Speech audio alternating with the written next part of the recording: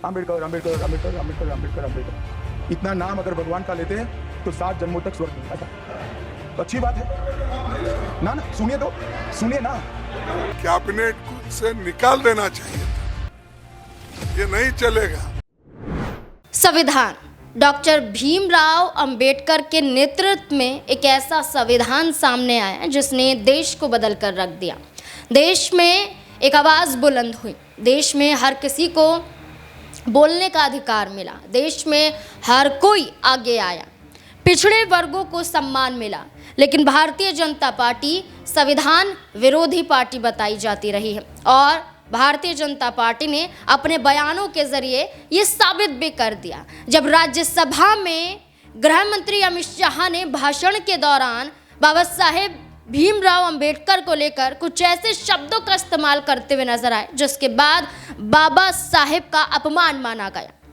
गृह मंत्री अमित शाह के खिलाफ विपक्ष के कई दलों ने हंगामा काटा, विपक्षी दलों ने धरना प्रदर्शन भी किया। विपक्ष के दलों ने लोकसभा के बाहर विरोध प्रदर्शन दर्ज करते हुए गृह मंत्री अमित शाह से उनका इस्तीफा तक मांगा। ये तक कहा कि जब तक माफी नहीं मांगेंगे अमित शाह तब तक हम चुप बैठने वालों में से नहीं हैं।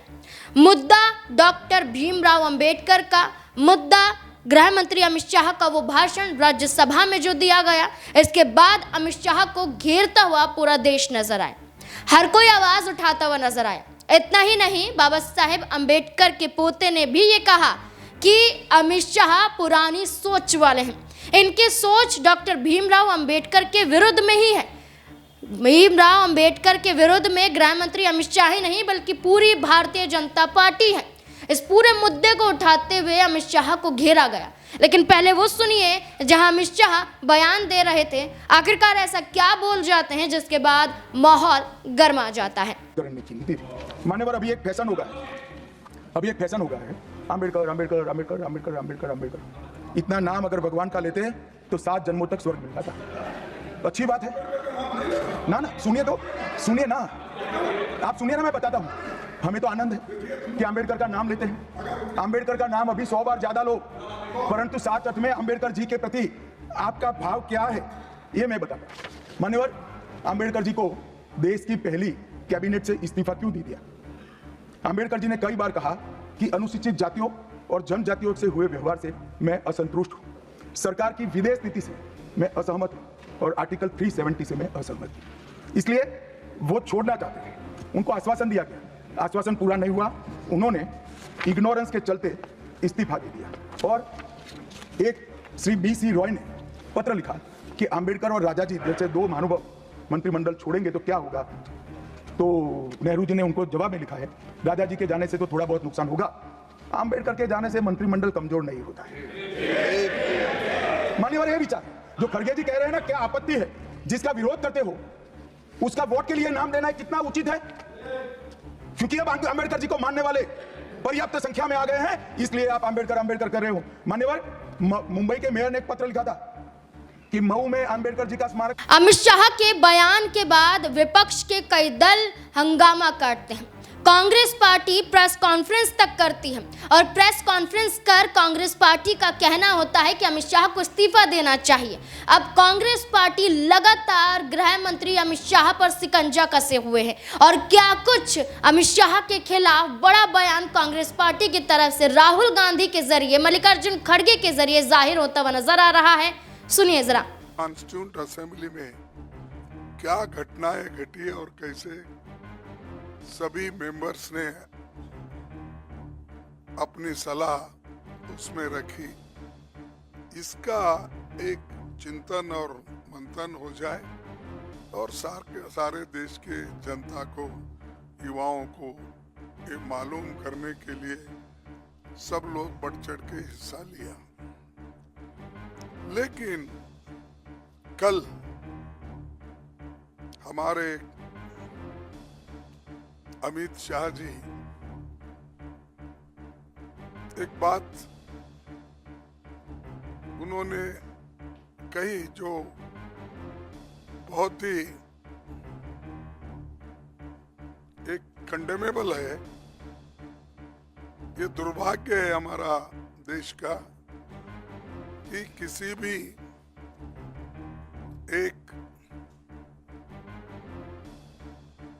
दलित नायक को, व्यक्ति को जो पूजनीय है सबके लिए, चाहे दलित होने दो, चाहे इस देश के कोई भी नागरिक हो, उनको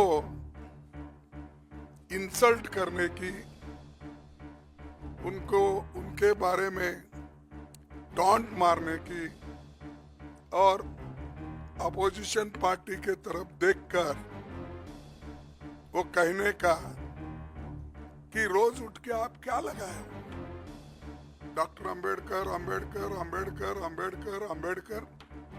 अगर इतना ही नाम भगवान का अगर आप लेते तो आप 7 जन्मों का स्वर्ग उनको आपको प्राप्त होता था। मुझे ये मजबूरन कहना पड़ता है कि ये लोग संविधान को नहीं मानते। स्वर्ग और नर्क की जब बात करते हैं तो ये मनुस्मृति की बात करते हैं। इसमें ही लिखा है कि क्या क्या स्वर्ग है, क्या क्या कौन से जाति कहाँ जाएंगे, क्या पढ़े तो क्या हो जाएंगे। ये मानसिकता मोदी सरकार के कैबिनेट मिनिस्टर्स को और मोदी साहब को भी है, और उसी ढंग से उनके जो गुरु है, जो गोलवलकर गुरु जी या दूसरे जो भी है उनके फाउंडर्स, ये सब लोग, वो लोग भी यही बात बोलते थे। वो उनकी कोई गलती नहीं, जैसे स्कूल में पढ़ते हैं उस स्कूल का नियम उनको पालना पड़ता, उसीलिए उन्होंने ये पाला।